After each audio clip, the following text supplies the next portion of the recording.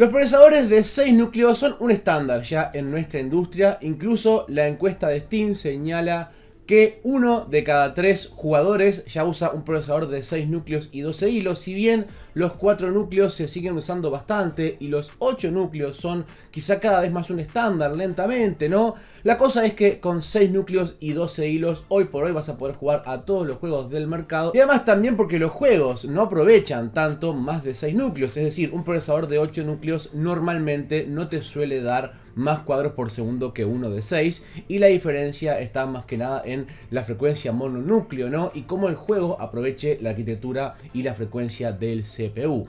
Pero vamos a ir un poco al pasado. ¿Qué es lo que pasa si queremos jugar en 2024 con el primer procesador de 6 núcleos de consumo del mundo, que es lo que me acompaña aquí el día de hoy y que vamos a estar estudiando? Así que quédense hasta el final del video porque esto va a estar bastante interesante.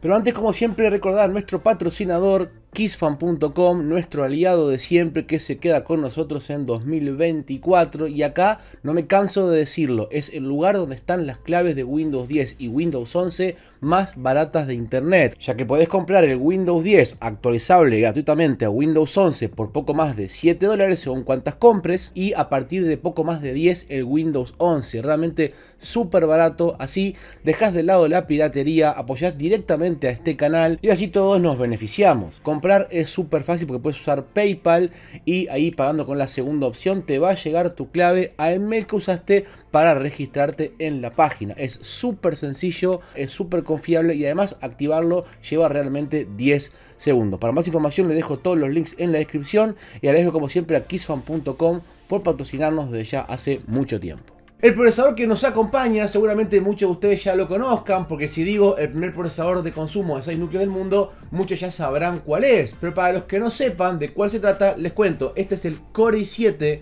Extreme Edition 980X. Es un procesador de 6 núcleos y 12 hilos de primera generación de Core i7, de plataforma extrema de Intel de aquel momento. Como ustedes saben, Intel antiguamente tenía dos plataformas, una de consumo y una extrema, y si bien había procesadores de 4 núcleos y 8 hilos Core i7 para la gama de consumo, por ejemplo como el 870 o el 860, que eran de plataforma 1156, también estaba la plataforma 1366, donde estaban los procesadores de más alto rendimiento i7 de 4 núcleos, como por ejemplo el 920, 940, 950 que ya hemos revisado, y también los de 6 núcleos como este 980 Extreme Edition que tengo aquí en mi mano. Y este procesador básicamente cuando salió por allá por el año 2010, o sea, va a ser 14 años, increíble cómo pasa el tiempo, de la salida de este CPU. Y esto era básicamente lo inalcanzable, ¿no? Lo que todos los gamers queríamos tener en aquel momento, por allá por 2010, con nuestros humildes Cores 2 Duos, Cores 2 Quad, algunos. Digo, casi nadie hablaba de Core i3 ni Core i5, por aquel entonces lo que más se usaban los procesadores Core 2 de Intel o también los Phenom de AMD. Estos procesadores estaban realmente a otro nivel. Entonces imagínense, mientras que todo el mundo usaba procesadores de 2 núcleos o incluso un núcleo, ya había procesadores overclockeables que tenían 6 núcleos y 12 hilos.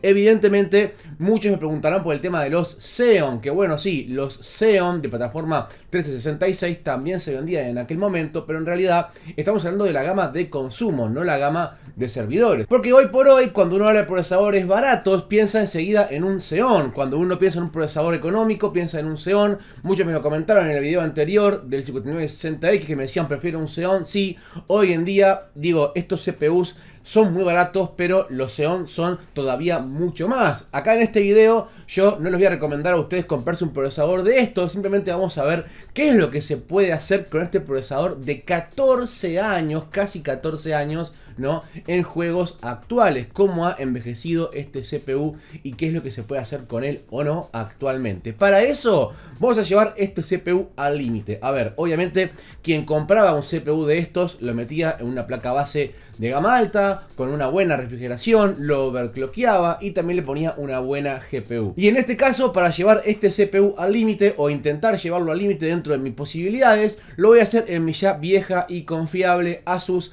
Sabertooth X58, una motherboard para overclocking del tiempo de este CPU, que nos va a permitir llevar el procesador un poco más allá, overclockearlo un poco. También voy a usar, atentos, triple channel en RAM, porque ya van a ver que eso hace mucha diferencia. Y además también voy a usar un Noctua NHD15 para enfriarlo, refrigeración por aire.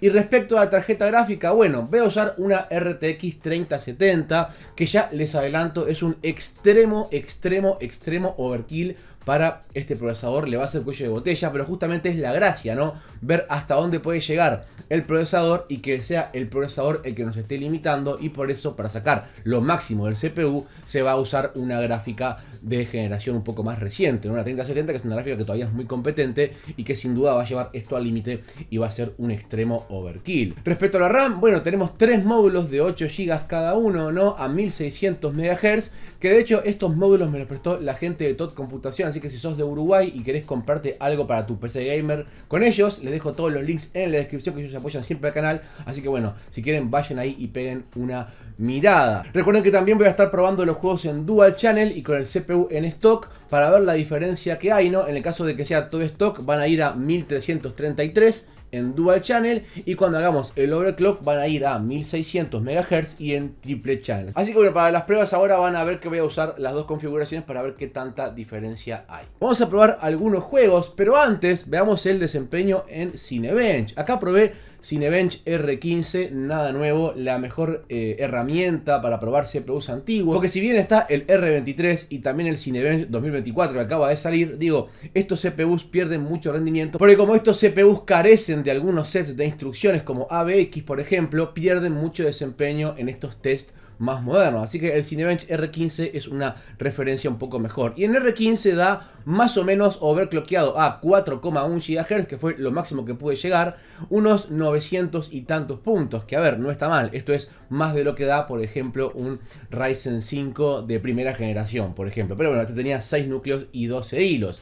Lo intenté llevar a 4,2, a 4,3 y a más incluso, pero realmente con esta mother no era posible. Yo creo que este CPU ya quizá tuvo bastante tiempo overclockeado con su dueño anterior y bueno, ya tenía cierta quizá degradación y por eso no lo pude llevar a 4,4 o 4,3 o 4,5 incluso, como si llegan algunos Xeon equivalentes a este CPU. Pero bueno, dicho esto, vamos a ver cómo rinde ahora en algunos juegos y después les comento algunas cositas más a tener en cuenta de este CPU.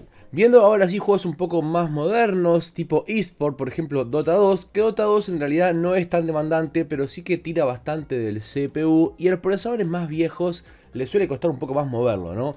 Pero bueno, acá en este caso quiero destacar, como dije hace un momento, la diferencia de desempeño que hay usando overclock y triple channel en la memoria a usar el procesador en stock con solamente 2 canales. Las ganancias de cuadros por segundo son realmente brutales. Estamos hablando de diferencias porcentuales de 2 dígitos muy importantes y en algunos casos prácticamente estamos duplicando el rendimiento. Y en Dota no es la excepción. Realmente pasamos de tener en torno a 50 cuadros por segundo en el procesador stock y en Dual Channel a prácticamente 100 cuadros por segundo ahí según la configuración al usar triple channel y el overclock a 4,15 GHz. Una diferencia brutal en el desempeño.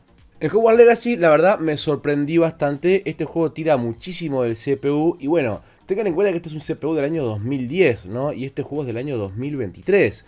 Entonces realmente hay una diferencia de 13 años entre el juego que estamos corriendo y el hardware que estamos usando. Por lo cual, digo, a mí me parece bastante impresionante que el procesador siga, digamos, ejecutando el juego, que te deje jugar y que si bien los cuadros por segundo no son nada impresionantes, realmente se puede jugar. O sea, 50 cuadros por segundo, 60, 70 en este juego realmente es muy impresionante a mi entender. Y lo mismo que en Dota.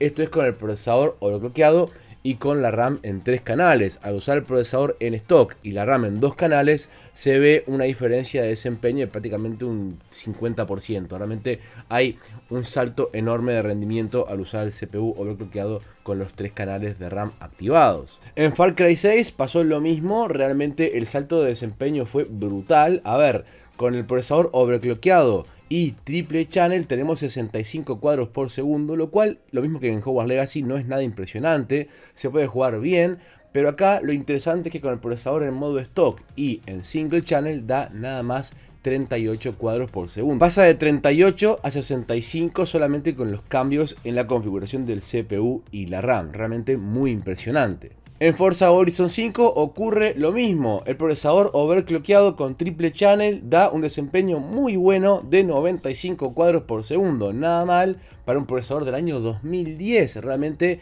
esto es bastante impresionante. Bueno, Forza está bastante bien optimizado también a su favor.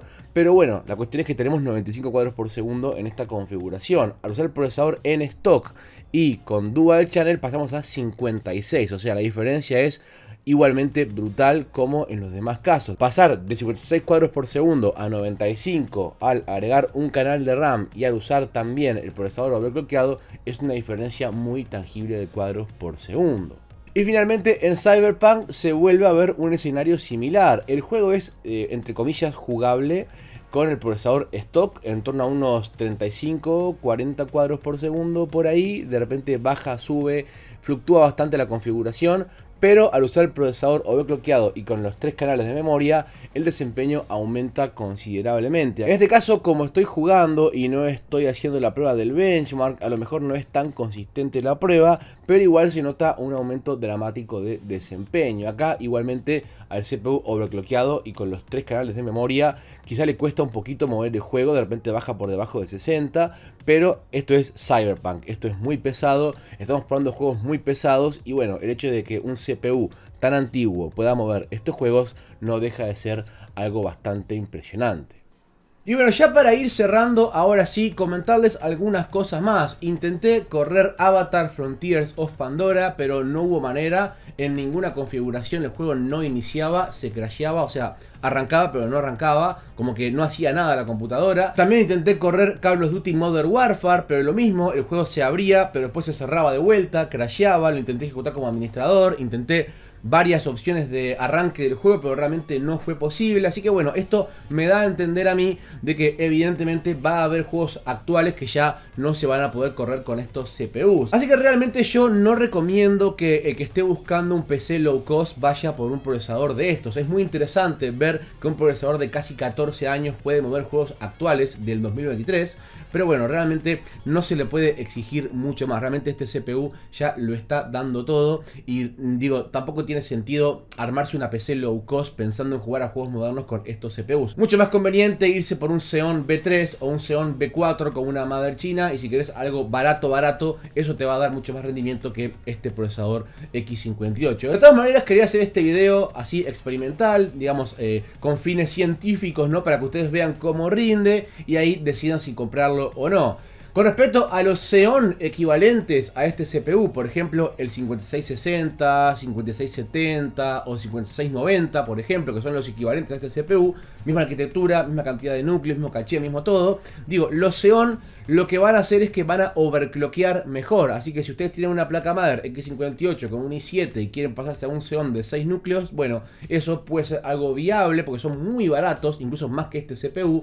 Pero bueno, para los efectos de jugar juegos modernos, estar a 4.1, a 4.2 o a 4.4 va a ser prácticamente lo mismo. Yo hace un tiempo hice un review de un Xeon a 4.5 y pude correr prácticamente todo lo que le puse en aquel momento, pero el tiempo ha pasado, los juegos piden cada vez más y más y más, y realmente, bueno, estos CPUs van envejeciendo cada vez más y se van quedando, bueno, más obsoletos, ¿no? Con las tecnologías modernas y con los juegos más modernos. Así que, insisto, si ustedes quieren algo barato y que les sirva para jugar, váyanse por un Xeon B4 o Xeon B3, que son mucho más modernos y que no tienen faltas de instrucciones ni falta de nada, y además tienen un mucho mejor desempeño mononúcleo que, repito, a fines científicos creo que no está de más y me parece bastante fascinante ver este tipo de hardware como ha envejecido. Ahora sí, estimados, espero que les haya gustado este video. Si fue así, apoyen con un me gusta para que más gente lo vea. Suscríbanse para ver mucho más contenido así. Y también agradezco a toda la gente que colabora con el canal de manera monetaria, ya sea por PayPal o ya sea con el botón de gracias, con la membresía o en los directos, porque es con su ayuda monetaria con la que yo compro este tipo de hardware para este tipo de experimentos. Así que bueno, si queréis colaborar, tenés todos los links en la descripción. Pero bueno, en fin, es por ustedes que yo hago estos videos, por su ayuda, por su colaboración, yo puedo comprar este hardware Star Wars y traer este contenido para ustedes, bueno, lo más seguido que pueda. Va a haber más, así que si sos nuevo en el canal y te gusta este tipo de videos,